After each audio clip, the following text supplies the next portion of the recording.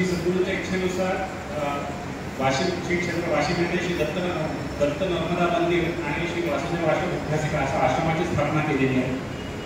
येथे वाशिम येथे नरसोबावाडीप्रमाणेच नित्य उपासना होत असते, त्रिकाल पूजा होत असते, नित्य उपासना होत असते, गोसेवा होते, अन्नशांती होत असते. याशिवाय वाशिम ते कारंजा पायी पालखी आणि बालगोपाळांसह हे संस्कार करते इत्यादी उपक्रम सुरू असतात. उत्तम आचार धर्माचे पालन हे या परंपरेचे वैशिष्ट्य आहे. यामुळे आसेतू हिमाचल असलेल्या अनेक दिव्य संत यती संन्यासी शंकराचार्य यांचा वास आमच्या वाशिमच्या आश्रमात नित्य असतो, नित्य घडतो आहे, यापुढे घडणार आहे. तेथे यती संन्यासी लोकांच्या आचार धर्माचे पालन यथाशास्त्र होऊ शकते. अनेक वैदिक संन्यासी सत्पुरुषांनी आश्रमाचे कौतुक केले आहे. याच्यामध्ये धारवाड येथील परमपूज्य श्री राजेश्वर शास्त्री, नंतर त्यांची पीठ येथील शंकराचार्य, करवीर पीठ, संतेश्वर पीठ, कुंडली शृंगेरी पीठ येथील शंकराचार्य, वाराणसी येथील श्री गणेश्वर शास्त्री द्रविड इत्यादी लोकांनी आश्रमाचं खरंच कौतुक केलेलं आहे. यती संन्यासी आणि सत्पुरुषांच्या सेवेसाठी श्री वासुदेव आश्रम अभ्यासिका या आश्रमाचा विस्तार श्री क्षेत्र नरसोबावाडी आणि नर्मदेकाठी श्री क्षेत्र नेमावर येथे झालेला आहे. येथे या दोन्ही ठिकाणी आश्रम आहेत. असं हे तिन्ही ठिकाणी साधकांच्या साधनेसाठी उत्तम व्यवस्था आहे. त्यामुळे संन्यासी विभूतींना हे ठिकाण अतिशय प्रिय आहे. श्री दत्त संप्रदायाचे पंढरी असलेल्या गाणगापूर येथे परमपूज्य विजय काकांचे 2 वेळा येथे पूजन झालेले आहे. याशिवाय अनेक वैदिक कर्म भक्तांकडून करून घेतात. याचे उदाहरण म्हणजे 2018 साली वाशिम येथे चतुर्वेद संहिता सहाकार झाला आणि 2023 साली श्रौतयाग झाला मागच्या वर्षी. असं यात म्हणजे त्याआधी श्रौतयाग आणि चतुर्वेद संहिता सहाकार हे तर अनेक दशकांमध्ये विदर्भात झालेले कोणी ऐकले नाही, तर ते काकांनी करून घेतले. अग्निसेवा आणि आदित्य सेवा हे आपल्या आश्रमाचं मुख्य अंग आहे. त्याच्यामुळे तिथे नित्य यज्ञयान आणि गायत्री उपासना नित्य होत असते. अशा प्रकारे केवळ दिवसरात्र केवळ सद्गुरू कार्य पुढे नेण्याचा ध्यास श्री विजय काकांना हा असा ध्यास आपल्याला योगा महाराजांच्या जीवनात आढळतो. श्री विजय काकांचे धर्मकार्य आणि धर्मसेवेचा ध्यास पाहून श्री संतेश्वर पीठ येथील शंकराचार्यांनी श्री विजय काकांना धर्मभूषण अशी पदवी दिली आहे. आज आपल्याला जी प्राप्त झाली आहे ती साधारण प्रवचनकार नसून श्री सद्गुरूंच्या आज्ञेने सद्गुरुपदाला आरूढ झालेले दिव्य संत आहेत. तेव्हा यांची माने आपण जीवाचे कान तिथून ऐकावे, जीवाचे कान करून ऐकावे अशी विनंती करतो. गुरुचिंतन श्री गुरुदेव.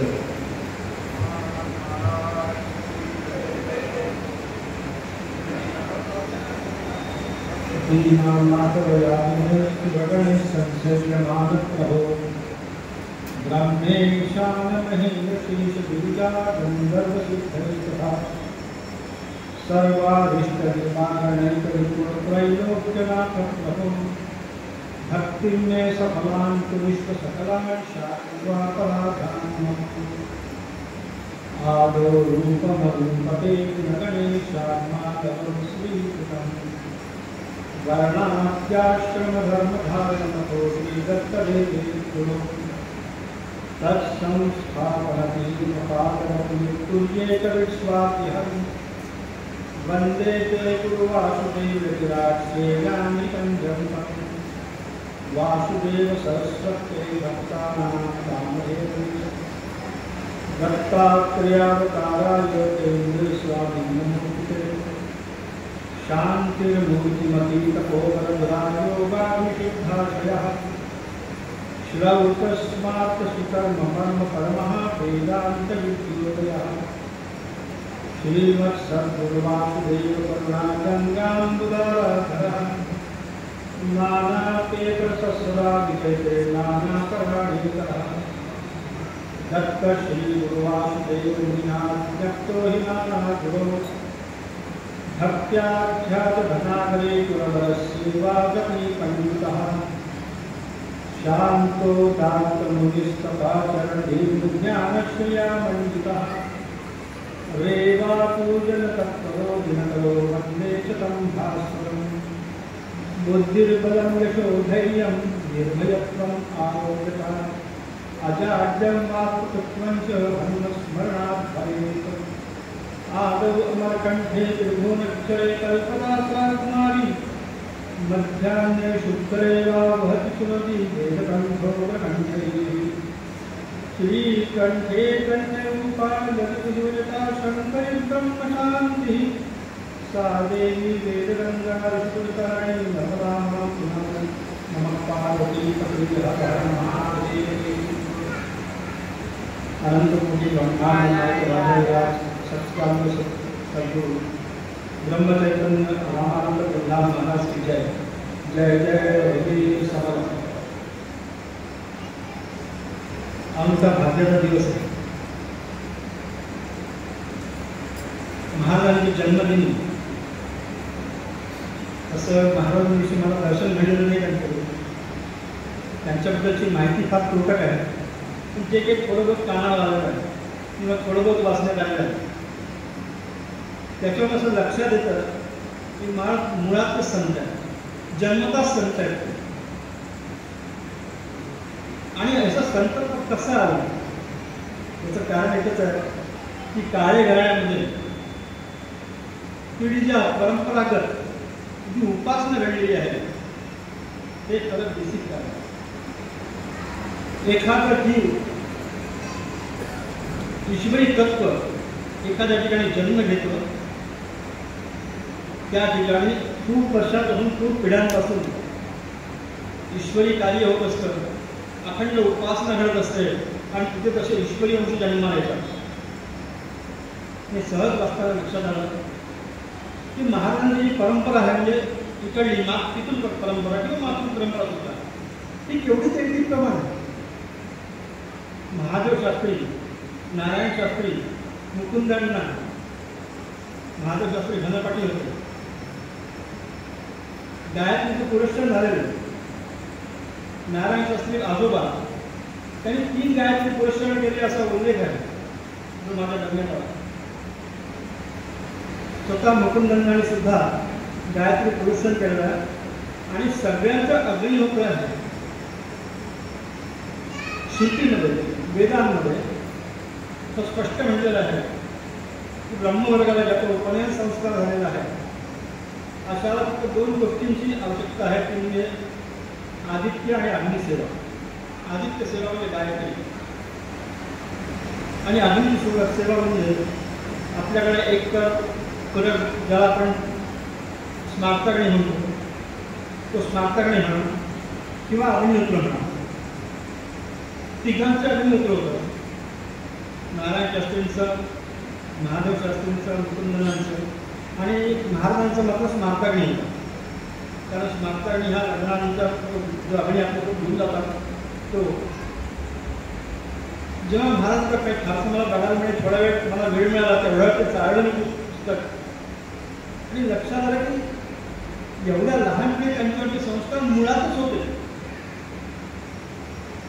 राम उपासना घराण्यामध्ये चालत आलेली आहे, अग्निसेवा पण चालत आलेली आहे, गायत्रीची सेवा पण सुरू झाली। वयाच्या 8व्या-10व्या वर्षी त्यांच्या गुरूंचा अनुभव नंतर मिळाला, पण जेव्हा ते गुरूंकडे गेले रामानंद महाराजांकडे आणि तिथून प्रश्न विचारला मला फार मजेशीर वाटतं। त्याला रामानंद महाराज त्यांना विचारतो की तू कुठून आलास, काय करतोस आणि कुठे जाणार आहेस? महाराज म्हणतात की हेच विचारायला मी तुमच्याकडे आलो की मी कुठून आलो, कशा करता आलो, म्हणजे मला इथे येण्याचं कारण काय आणि मी कुठे जाणार आहे? हा फार महत्वाचा प्रश्न आहे। त्याला आध्यात्मिक जीवनामध्ये जायचं आहे त्याच्याकरता पडणारे सुरुवातीचे प्रश्न आहेत। त्याला अंधिष्ठी नावाची विद्या म्हणतात। आमच्या त्या थोरे स्वामी महाराजांचे परमहंस परिव्राजकाचार्य वासुदेवानंद सरस्वती टोपे स्वामी महाराज या देशवासीचे दत्तावतारी सत्पुरुष त्यांनी त्यांच्या दत्तभाव सुधार सूत्राने म्हटलं आहे अंधिष्ठी मलरकार्य विकल्प त्यागपूर्वकम। अंधिष्ठी नावाची ही विद्या मी अलर्काला दिली असा उल्लेख तिथे आहे। आणि ही विद्या हा प्रश्न रामानंद महाराजांनी प्रल्हाद महाराजांना वयाच्या 10व्या-12व्या वर्षी विचारलेला आहे की कशा येत आहे। सगळ्यात महत्त्वाचा प्रश्न आहे. त्यांच्या जीवनात आणखी मला महत्त्वाची गोष्ट जी लहानपणची विशेष वाटते की ज्यांनी आपल्या गुरुजींना नकार दिला टोळधाड टोळ मारण्याकरता म्हणे. पूर्वीच्या काळी मी पण गावात खेड्यात राहिलेला माणूस आहे आणि खरंच टोळ आले की मुलं मोठे मोठे हातात झाडांच्या फांद्या घेऊन टोळ मारा जायचे. म्हणजे ते पेढी द्यायचे तर मारायचे. 8-9 वर्षाचा 10 वर्षाचा मुलगा म्हणजे मी जीवहिंसा करणार नाही म्हणजे अहिंसेचा संस्कार त्याच्या मुळात असला पाहिजे.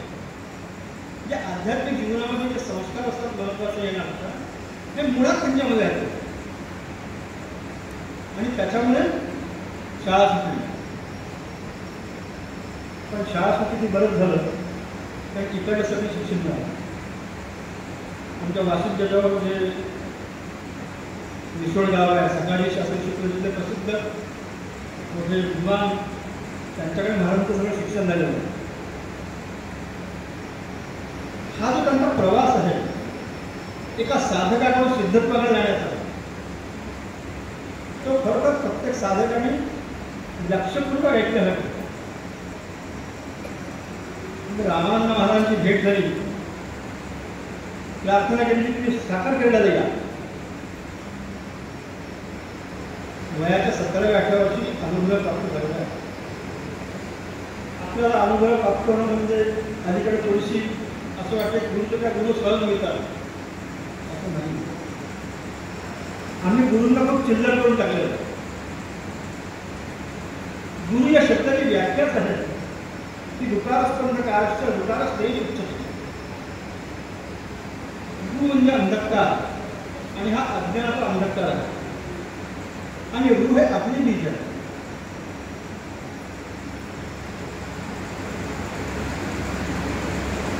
हा अज्ञानाचा अंधकार अग्नीने तेजाने समाप्त होतो तो गुरु. आणि या गुरुचं कार्य काय आहे तर अज्ञान ज्ञानांदस्य ज्ञानांजन शलाकया चक्षुरुन्मीलितेन तस्मै श्री गुरवे.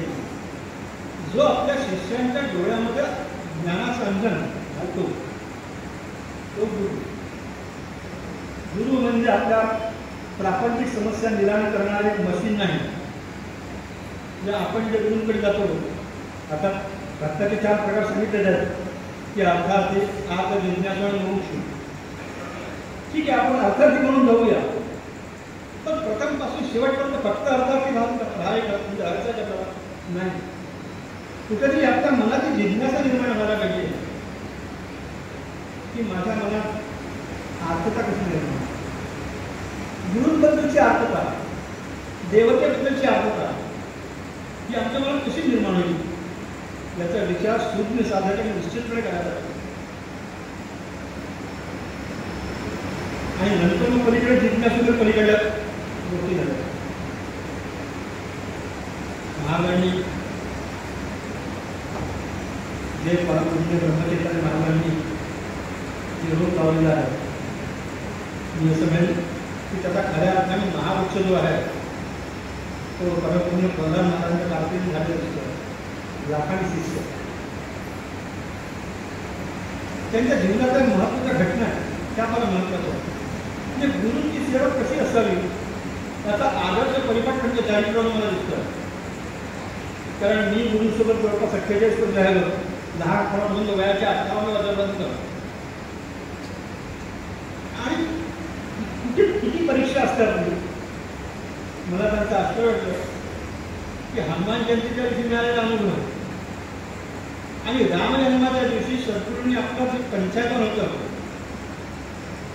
जे गंडकीनिमित्त शिळेवर केलेलं होतं म्हणजे तो शाळीग्राम झाला.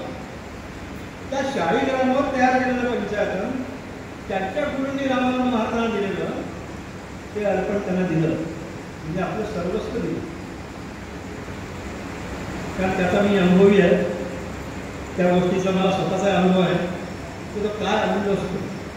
सहज कल्पना करायला लागतो की खरंच रामजन्माच्या दिवशी पाठ झाल्यानंतर गुलाबोळा उधळल्यानंतर प्रल्हाद महाराजांना त्यांनी आपलं पंचायतन देणं काय अवस्था असते पाहिजे. अष्टसात्विक भाव जागृत झालेले असते. हा मोठी घटना आहे. सातत्याने प्रवास आणि त्यात एक कंडिशन सांगितली महाराजांनी की रोज याला अभिषेक करायचा आणि अभिषेकाचं तीर्थ घेतल्याशिवाय पाणी प्यायचं नाही. आपल्याला वाटतं त्या त्यांना घुबाड मिळालं म्हणून, पण ते जोपासण्याकरता कष्ट करावं लागतात. काय तितिक्षा असते याचा अनुभव त्यांच्या शरीरात आहे. की ज्यावेळेस महाराज एका ठिकाणी लग्नात झालेले असताना, कथा सगळ्यांना माहिती आहे, बहुतेक लोकांना कथा माहीत असते या, कारण त्याच परंपरेत तुम्ही सगळे बसता तेव्हा कथा माहीत असेल. पण कथेच्या पाठीमागचा जो भाग आहे, जे तत्वज्ञान आहे, ते महत्वाचं आहे. पंचायताचा डबा कुठेतरी पडला आणि आज तीर्थ नाही तर मग उपास, पाणी प्यायचं नाही. काय कठीण म्हणजे तुम्ही हा भाग बघतोय की महाराजांच्या जीवनामध्ये जो आपल्याला साधन चतुष्टय अध्यात्मात सांगितलेला आहे, विवेक, वैराग्य, समाधी षटक आणि मुमुक्षत्व, या सगळ्या स्टेजेस त्यांच्या जीवनामध्ये टप्प्याटप्प्याने आलेल्या दिसतात. सुरुवातीला विवेक आला की मी जीवहिंसा करणार नाही. वैराग्य तर प्रकर्ष आहे की ज्यांनी लग्न करून सुद्धा ते ब्रह्मचारी राहिले, जिजीमाईच्या म्हणजे त्यांच्या परवानगीने, म्हणून ती तपस्या आहे. वैराग्य झालं. आणि समाधी षटकामध्ये शम, दम, उपशम, श्रद्धा, समाधान या सगळ्या महाराजांचा भाग होताच. मनोनिग्रह, इंद्रिय निग्रह, उपशम म्हणजे संन्यस्त वृत्ती, श्रद्धा म्हणजे वेदवाक्यावर श्रद्धा आणि गुरुवाक्यावर ते नितांत श्रद्धा. रामानंद महाराजांनी सांगावं आणि महाराजांनी ऐकावं. आणि शेवट आहे तितिक्षा. याला तितिक्षा करतात. तितिक्षेची व्याख्या कर, सहनम सर्व दुःखावर अप्रतिकार करू नका. काहीही होऊन जाईल, मला गुरुची आज्ञा त्यांनी मला सांगितलं होतं की जोपर्यंत त्या अभिषेक होणार नाही, तीर्थही घेणार नाही, ते पाणी पिणार नाही. काय तितिक्षा आहे ते वास्तव वेळात पाणी येतं. 6 दिवसपर्यंत उपवास घडले, बोलता येत नव्हतं कारण पाणी प्यायचं नव्हतं. काय अवस्था असेल त्या जीवाची. आपल्याला दिवसभरात पुढे थोडंसं कमी असतं तरी तेवढा जीव गडबडत आपला. ते संत असतात. आणि या संतांनी एखादी मनोर काढली गाणी असते ना, आणि काही म्हणजे हे तुझं होईल तर ते होतच, कारण ती शक्ती निर्माण होते. डब्बा सापडल्यानंतर जेव्हा तो सापडला की कथा सगळ्यांना माहीत असेल, मातांना काही सापडला होता, पण त्याच्यानंतर सुद्धा एकदम त्याचं ॲक्सेप्ट केलं. म्हणजे महाराजांच्या जीवनामध्ये आचार धर्म केवढा पद्धतीने आलेला आहे. आणि अलीकडे आपण कुठेतरी या आचार धर्मात खूप कमी पडतो. सगळीच कळणार आहे आचार हा प्रभव धर्म. आपण जर नुसतं साधन केलं तर आपण 10 फूट चढू आणि 9 फूट उतरू. पण यमनियम खूप साधन केलं त्याचा फल आपल्याला मिळतो. यमनियमांना खास म्हणजे महत्व आहे. महाराजांनी त्या पंचायतनावर 108 वेळा तर लोकांकडून पाणी बनवून अभिषेक केला, पण पुनर्प्रतिष्ठा केली. 6 दिवसानंतर एवढं सगळं सहन करून पुनर्प्रतिष्ठा केल्यानंतर, अभिषेक झाल्यानंतर पवमानचं तीर्थ घेऊन मग उपवास होतो. एवढी तितिक्षा आहे. आम्हाला शिकण्यासाठी यातून हा भाग आहे. कथेचा भाग आहे, सहभागच नाही, पण या कथेमध्ये जे तत्वज्ञान आहे ते सगळ्यात महत्वाचं आहे. गुरूंच्या आरती कसं असावं हे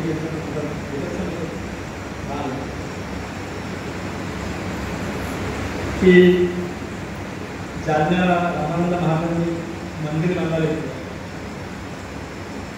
आणि त्या मंदिरामध्ये बांधकाम सुरू झाल्यानंतर महाराजांना बोलून घेतलं. एखाद्या गड्यासाठी महाराज काम करतो की वापराचं डोळ्यात पाणी आहे. अखंड खांद्यावर पंचा नुसतं एक पंच गुंडाळला. खाण्याची शुद्ध नाही, पिण्याची शुद्ध नाही. सद्गुरूचं कार्य आहे ते कसं आम्ही घेऊन जाऊ समोर त्याचा ध्यास करण्याला लागतो. अशी गोष्ट मी बघितलेली आहे. आमचे गुरु महाराज पण इंदोरला त्यांच्या गुरुमहाराजांकडे घर बांधताना होते वर्षभर, आणि सगळी पाणी टाकण्यापासून सिमेंट उचलण्यापासून रेती उचलण्यापासून सगळं कष्ट करत होते. अशा लोकांना काही गमाड मिळतात, बाकीच्या गोष्टी मिळतात, अशाश्वत गोष्टी मिळतात, पण यांना शाश्वत गोष्टी मिळतात. काय शाश्वत मिळालं? महाराजांचा ही वाली की इतक्या वेळेचा जेवला नाही. जे रामानंद महाराज त्यांना भगत म्हणायचे असं तिथे उल्लेख केलेला आहे. अरे आमच्या त्या भगतजींना बोलवा. महाराज आले, पायाला वाळू लागलेली आहे, हातपाय ओले आहेत, साष्टांग दंडवत घातला आणि रामानंद महाराजांनी त्याकडून आलिंगन दिलं. या हृदयची त्या हृदय दिलं. हे आलिंगन सगळ्यात महत्वाचं आहे. आपल्यासारखे व्यक्ती तात्काळ हा भाग इथे आहे, त्याला पूर्णत्वाचा अधिकार त्यांना दिला की इतपर गुरुमंत्र देण्याचा अधिकार त्या क्षणी दिलेला. फार महत्वाची घटना आहे त्यांच्या जीवनात.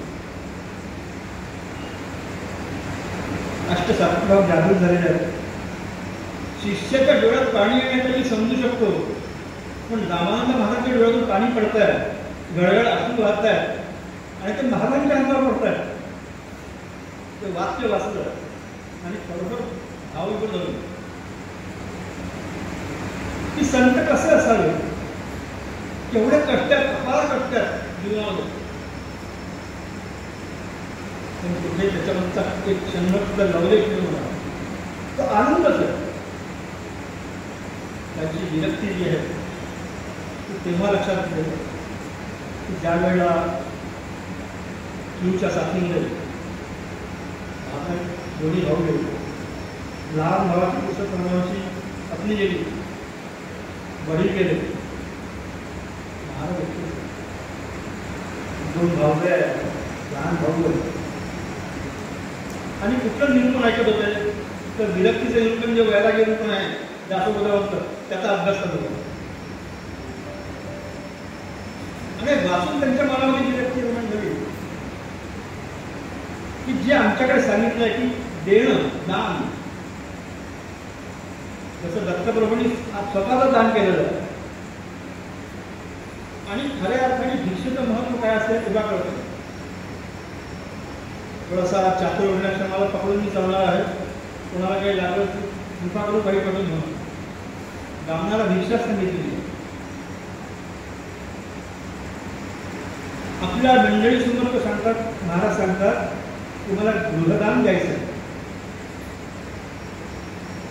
काही संत कपेचं घडलं, आमच्या गुरु महाराजांच्या आजोबांनी सुद्धा 2 लाख गृहदान दिलेलं आहे. आणि घर दिलेलं नुसती वास्तू करून दिली असं नाही आहे. घरातल्या सगळ्या वस्तूसहित दान आहे, फक्त संपूर्ण देवाचं घेऊन बाहेर पडलेले आहेत, मंदिरातून राहिलेले आहेत.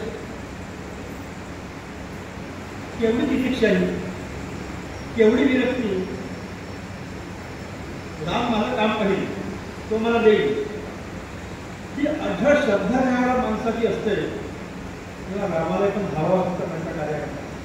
सोपं नाही ही विरक्ती त्यांच्यामध्ये. म्हणजे ज्या अध्यात्माचे सगळे पैलू सांगितलेले आहेत, साधन प्रतिष्ठ सांगितलेलं आहे, भक्ती सांगितली आहे, नवविधा भक्ती सांगितली आहे, त्यातली सगळ्यात मोठी भक्ती जी आहे ती स्मरण भक्ती आहे.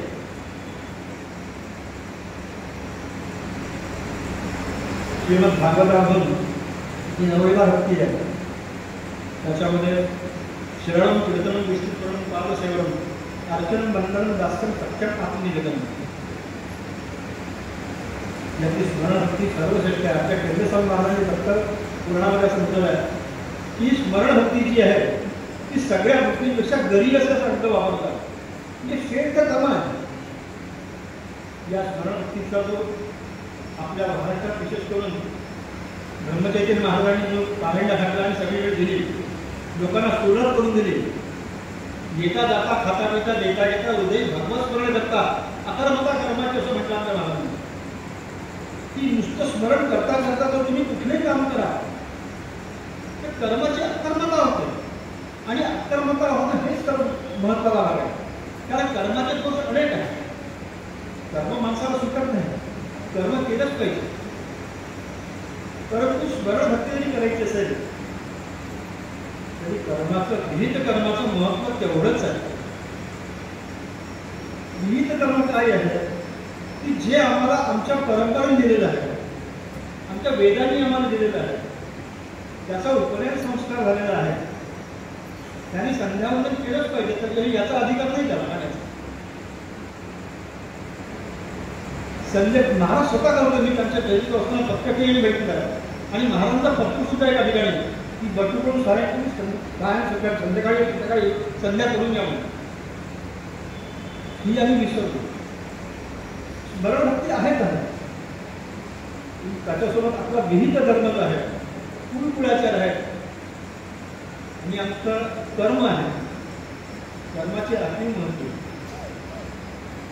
लोकांना असं वाटतं की कर्म म्हणजे कर्मकांड झालं, असं नाही. आमचे थोरले स्वामी महाराज भक्तपुराण ग्रंथांमध्ये कर्माची महत्व सांगतात की कर्मैव कारणं त्यातलं जीवानां सुखदुःखयोः. जीवाच्या सुख आणि दुःखाला कारणीभूत त्यांनी केलेलं कर्मच असतं. बंधाय कारण कर्म, कर्म मोक्षाय केवळ. जे बंधत्व आम्हाला प्राप्त झालं ते सुद्धा कर्मामुळे आहे. आणि मोक्ष स्थितीला आम्हाला जायचं असेल तर आम्हाला कर्म करून चित्तशुद्धी करावी लागेल. चित्तशुद्धीशिवाय पलीकडे वासनाक्षय, मनोनाश आणि पलीकडची ज्ञानभूमिका आम्ही जाणू शकत नाही. ही गोष्ट खरी आहे की गलित कर्मावस्था येते. परंतु जेवढे विद्वान महाराजांनी सुद्धा शेवटपर्यंत कर्म केलेलं आहे. आमच्या टेंबेस्वामी महाराज सुद्धा एवढे अधिकारी होते तर शेवटच्या दिवशी ज्या दिवशी आचमन हातावर पाणी राहिलं नाही त्या दिवशी समाधी घेतली.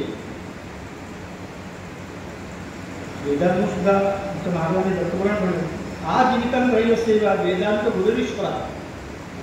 वेदांत गुरु आणि ईश्वर यांची सेवा हे कर्म, हे शेवटपर्यंत करायचं. कारण पहिल्यांदा ते ज्ञानप्राप्ती करता करायचं आणि ज्याच्यामुळे मला हे ज्ञान झालं, मी या स्थितीला पोहोचलो, त्याच्या पद्धतीत कृतज्ञता व्यक्त करण्याकरता मी पुढचं कर्म करायचं. पण कर्माची व्याख्या व्यापक आहे. जप, तप, दान, अनुष्ठान, नामस्मरण सगळं कर्मामध्ये मोडतं. परंतु विहित कर्म आवश्यक आहे. या सगळ्या कर्माची जनरल व्याख्या झाली. पण विहित कर्म जर नाही केलं त्याचा दोष आहे. मला अनेक लोक मिळतात, आता तो हजारो लोकांची इंटरॅक्ट होत असतो की काका आम्ही आमचं अनुष्ठान केलं, गुरुचरित्र वाचलं तर काम झालं नाही. अनेक लोक सांगतात की मी नारायण नाथबळी केला, ज्याचा उपनयन संस्कार झाला त्याचा अर्थ सांगतोय, मला त्याचं फळ मिळालं नाही. का नाही मिळालं? कारण जे विहित कर्म आहे ते आम्ही करत नाही. आधी विहित कर्म करा आणि नंतर तुम्हाला जे सांगितलेलं कर्म असेल, तुमचा संकल्प असेल ते नंतर करा. त्या आधी केलं पाहिजे. कुळकुळाचार केलेच पाहिजे. कारण जी देवता घराण्याची देवता असते ती घराण्यात केलेली उपासना केलेली देवतेचा आपल्याला आशीर्वाद मिळाले पाहिजे. इष्टदेवता तर आहेच आहे, तिथं महत्वाची आहे, तिथं ती जास्ती मोठी आणखी. म्हणून कुठल्या संकल्पात आपण पहिल्यांदा इष्टदेवता घेऊन मागत पुढे देवता घेऊन म्हणतो. परंतु हेही गोष्टी घडली पाहिजे. महाराजांचं जीवन जेव्हा बघतो की थोडं जे काही वाचताना फार थोडं आलं, मला वेळ मिळाला त्यांचं बाकीच्या गोष्टी वाचण्या घेतला. म्हणजे भव्यता काय असते हे त्यांच्या जीवनात नंतरच्या काळामध्ये दिसणार आहे. ज्यांची रजतुला झाली महाराजांचं एक जण महाराजांना विचारायला आला म्हणे की महाराज असं ऐकलं की तुमचे 60,000 शिष्य आहेत म्हणून. तेव्हा महाराजांचे उत्तर ते फार महत्वाचं आहे. तुम्हाला माहीत नाही किती आहेत, पण 3-4 आहेत. याची खोट मोठी महत्वाची आहे. शिष्य, अनुयायी आणि भक्त यात फरक आहे. शिष्य तो असतो की जो संपूर्ण दृष्टीच तयार होतो. भक्त सगळे असतात आणि अनुयायी प्रत्येक जण म्हणतो तो अनुयायी असतो. तर शिष्य एखादाच असतो गुरुला. म्हणून महाराजांनी असं म्हटलं असं पाहिजे असा माझा काय असा ते तसं लिहिलं नाही गुरु की जेव्हा ते म्हणले की 3-4 शिष्य आहेत माझे, जे कोणी असतील ते असतील त्यावेळेला शेवटच्या क्षणापर्यंत देहाची कमाना गाठतात कार्य जीवितामध्ये त्या आश्चर्यकारक आहे. ज्यांच्या कणाकणात राम आहे ज्यांच्या हृदयात राम आहे, ज्यांच्या नयनामध्ये राम आहे, ज्यांच्या नाडीमध्ये राम आहे, म्हणजे स्वतः राममय आहे, अशा खरोखर त्या परमपूजनीय ब्रह्मलीन प्रधान भारताची साक्षात्कार करतो. कारण असे लोकोत्तम महापुरुष होत राहणार असतील पण ज्यांनी स्वतःचा फक्त उद्धार सोडून समाजाचा उद्धार केला. सज्जन व्यक्तीची कृपा आपल्याकडे व्याख्या केलेली आहे. सज्जन म्हणजे फक्त नाकासमोर पाहून सांगणार तो सज्जन नाही, तो संत नाही. परमपूजनीय गोवर्धन गुरुजींनी एक मराठी व्याख्यान सांगणारे जे वित्तीय संघटना त्यात त्यांनी स्पष्ट म्हणलेलं आहे, सज्जन कोण आहे की नागाकडून चालतो, जो आजूबाजूला बघतो आणि कोणाचं जर वाईट होत असेल त्यालाही मदत करतो. प्रत्येकाच्या जीवनामध्ये अमूलाग्र परिवर्तन करून ईश्वराकडे नेण्याची त्याला बुद्धी देतो, तो सज्जन असतो, तो सद्गुरू असतो, तो संत. अशा सद्गुरूच्या सान्निध्यात ज्या लोकांना त्यांचं प्रत्यक्ष दर्शन घडलं असेल ते सगळे महाभाग्यवान, त्यांना मी वंदन करतो. पण तिथे विग्रहरूपाणी महाराज आहेत, त्या महाराजांच्या समोर मला थोडंसं बोलायला मिळालं याचा मला अतिव आनंद आहे की इथे पूर्वी आपण महाराजांचं ऐकलं होतं. आमचे गुरु महाराज त्यांच्याबद्दल नेहमी सांगायचे, परंतु या ठिकाणी येण्याचा लाभ मला मिळाला त्यावेळेला इथले आयोजकांचा मी धन्यवाद देतो आणि सगळ्यांना कृतज्ञता व्यक्त करतो. आणि ते सर्व चिंतन श्री राम जय राम जय जय राम.